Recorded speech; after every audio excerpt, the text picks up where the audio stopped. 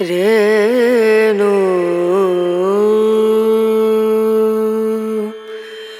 রনা রনা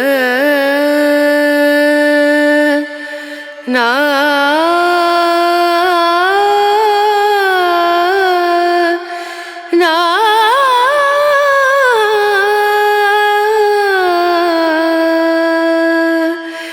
রেণু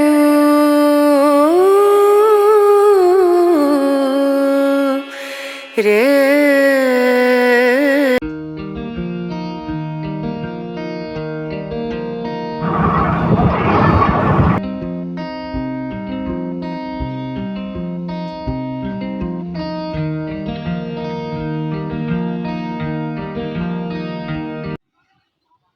নমস্কার সবাইকে, সম্পাস blog and শর্টসের আবারও একটি ব্লগে স্বাগত জানিয়ে আজকের ব্লগটি শুরু করছি। আশা করি সবাই খুব ভালো আছো আর আমিও বেশ ভালোই আছি। তো মায়ের বাড়িতে ষষ্ঠী করতে গেলাম, ষষ্ঠী করলাম, আজকে হচ্ছে ফিরে যাওয়ার পালা। তাই প্রথমেই একটু ছাদে গেলাম। আর মায়ের ছাদ বাগানটা তো তোমাদের সাথে এর আগের বার শেয়ার করেছি, তোমরা তো দেখেইছো। তো বিগত কয়েকদিন ধরে তো আর বৃষ্টি নেই, সেই রকম খরা। তো ছাদের মধ্যে এলাম, মা একটু জল দিচ্ছিল, আর এটা ছিল সকালবেলাটা।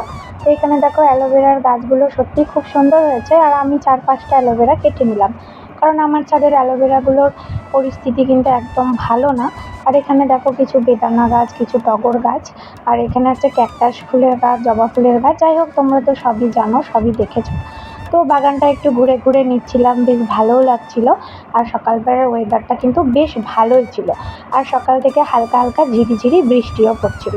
তো বাগান থেকে নেমে এবার মায়ের সাথে গেলাম একটু মাছের বাজারে, কারণ বাড়ি থেকে সেরকম এখন বাজারে যাওয়া হয় না, কারণ তোমরা জানোই শরীরের পরিস্থিতি।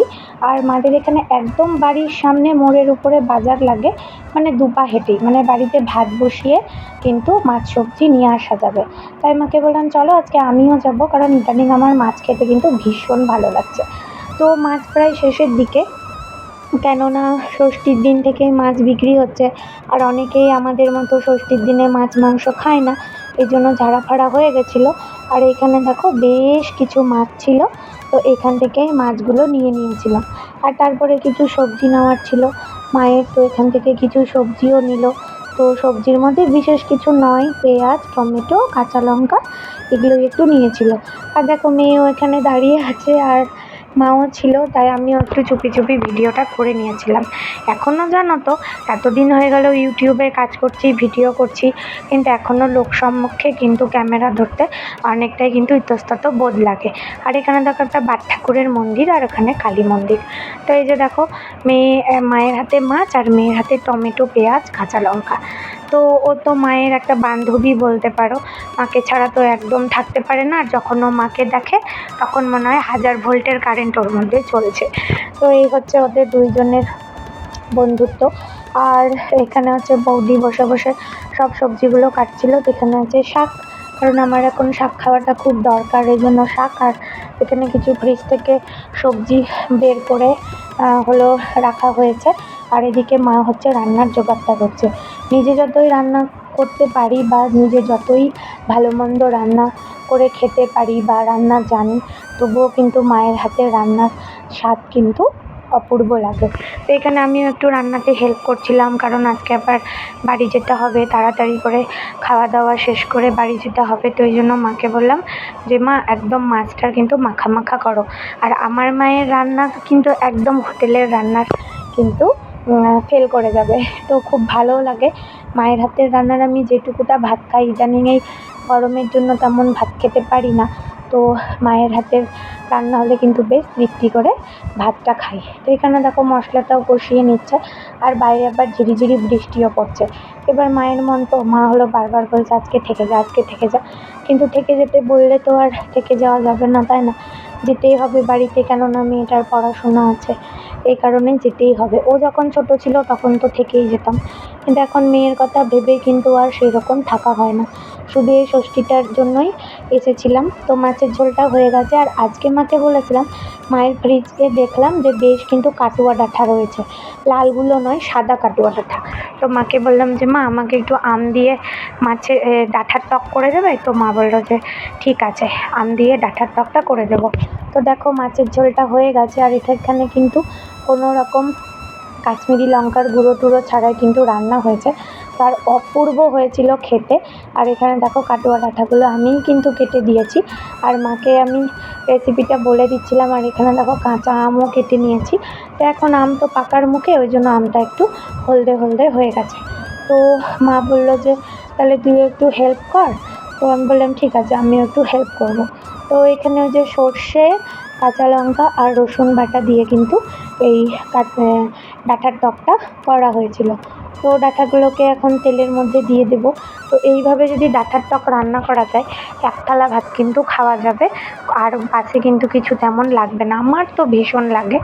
তো এরপরে খাওয়া দাওয়া করে আর হলো রওনা দেবো বাড়ির উদ্দেশ্যে। কারণ আমার টাইটেল দেখে আশা করি বুঝতেই পেরে গেছো যে সত্যি বিয়ের পরে কিন্তু মেয়েরা বাপের বাড়ির অতিথি হয়ে যায়। মানে ব্যাগ গুছিয়ে নিয়ে যেতে হবে, আর ওই ব্যাগের মধ্যেই নিজের জিনিসপত্র স্টোর করে থাকবে, আর আবার কিন্তু ফিরে আসতে হবে। তো যেই বাড়িতে জন্ম নেবে, যেই বাড়ি থেকে বড় হবে, সেই বাড়িটাই কিন্তু একদিন মানে অতিথালয় হয়ে যাবে।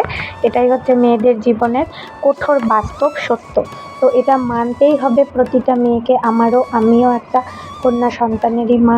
তো আমি ওকে যেভাবে মানুষ করছি, যে পরিবেশে বড় হচ্ছে, ও কিন্তু এখন কিছুই জানে না যে একদিন সব কিছু ছেড়ে কিন্তু একটা অজানা উদ্দেশ্যে পাড়ি দিতে হবে। আর সেই অজানা জায়গাটাই হবে আসল ঠিকানা। তো এটা হচ্ছে একটা নির্মম সত্য, একটা ধ্রুব সত্য। এটাই আমাদের সমাজের নিয়ম। তো সমাজের উপরে তো আর আমরা যেতে পারবো না। তো ডাঁটার টকটা রেডি হয়ে গেছে। আর এখানে দেখো মা আজকে পুজো করেছে। আর আজকেও হচ্ছে আম, লিচু, সবেদা, তাল শাক, জাম দিয়ে কিন্তু ঠাকুরকে পুজো করেছে। আর এই জায়গাটাই হচ্ছে আমার মায়ের হচ্ছে আসল জায়গা। সকাল থেকে সন্ধে পর্যন্ত আমার মা কিন্তু এই গোপাল নিয়ে, এই লক্ষ্মীনারায়ণ নিয়েই থাকে। তাই শেষবারের মতো আমিও ওদেরকে একটু দেখে নিলাম, একটু প্রণাম করে নিলাম। ওদের আশীর্বাদ নিয়ে আমিও এবার রওনা দেব। আর এই যে আমাদের ছোট্ট গোপু সোনা, ওকে তো ছেড়ে যেতে মনই চায় না, কিন্তু কি করব, যেতে তো হবেই, তাই না? এটাই হচ্ছে আমাদের মেয়েদের জীবন। তো শেষবারের মতো ঠাকুরের আশীর্বাদ মাথায় নিয়ে আমিও এবার বেরিয়ে পড়বো। আর এই যে দেখো আমাদের হচ্ছে মহাদেব। তো সব কিছু এখন ছেড়ে ছুড়ে আবার আমাকে যেতে হবে নিজের গন্তব্যে, নিজের সংসারে, নিজের বাড়িতে। কারণ এইটা এখন আমার অতিথালয় ছাড়া আর কিন্তু কিছুই নয়। দুদিনের ভালো লাগা, দুদিনের আনন্দ করা, দুদিনের খাওয়া দাওয়া। তো গোপু সোনাকেও বারবার একটু করে দেখে নিচ্ছিলাম। তো চলো এবার বেরিয়ে পড়েছি। আর বেরানোর সময় আর ভিডিও করা হয়নি, কারণ তাড়াতাড়ি বেরোতে হবে, তাড়াতাড়ি যেতে হবে বলে আর তেমন ভিডিওটা করিনি। তো রাস্তায় বেরিয়ে পড়লাম। আর রাস্তার ধার দিয়ে আবার সেই একই রাস্তা দিয়ে আবার কিন্তু ফিরে আসছি। তো যাওয়ার দিন রাস্তাটা তোমাদেরকে ভালোভাবেই দেখিয়েছিলাম, ওই জন্য আজকে আর তেমন সেরকম দেখাইনি। আর বললাম সকাল থেকে হালকা হালকা বৃষ্টিও পড়ছিল, তাই জন্য ওয়েদারটা কিন্তু বেশ সুন্দর। আর বললামই সেদিনকার ভিডিওতে, তোমরা তো দেখেইছো যে আমাদের মালদা টু গাজলের যে হাইওয়েটা, এই হাইওয়েটা কিন্তু একদম গাছপালাতে ভর্তি, আর খুব সুন্দরও লাগে। শুধু এইটুকুর মধ্যেই কিন্তু অনেক কিছুই দেখা যায়। তো চলো এবার হচ্ছে বাড়ি চলে যাব। আবার সেই বাড়ি ফিরে আসার পালা। আর এই যে দেখো মেয়ে আর আমি সিটে বসে রয়েছি, এবার বাড়ি চলে যাব। তো আজকের ব্লগটা এইটুকুটাই শেয়ার করার ছিল। তো বাড়ি ফিরে এলাম, তারপরে মেয়ের বার্থডে ছিল। এই নেক্সটে তোমাদের সাথে মেয়ের বার্থডের ভিডিও শেয়ার করব। তো ভিডিওটা ভালো লাগলে অবশ্যই একটা লাইক কমেন্ট করে দিও। চ্যানেলে নতুন হলে চ্যানেলের পাশে থাকা বেল আইকনটি প্রেস করে দিও, যাতে আমার সমস্ত ভিডিওর নোটিফিকেশান পৌঁছে তোমাদের কাছে। কেউ স্কিপ করে দেখো না ভিডিওটা। আর এতক্ষণ ধৈর্য ধরে আমার ভিডিওটা দেখার জন্য সবাইকে অসংখ্য ভালোবাসা। আর দূর দেশ ও বিদেশের বন্ধুদের কাছেও রইলো আমার অসংখ্য ভালোবাসা। দেখা হবে পরের একটা কোনো ব্লগে। ততক্ষণে সবাই ভালো থাকবে, সুস্থ থাকবে, সাবধানে থাকবে। Love you all friends, take care, bye by.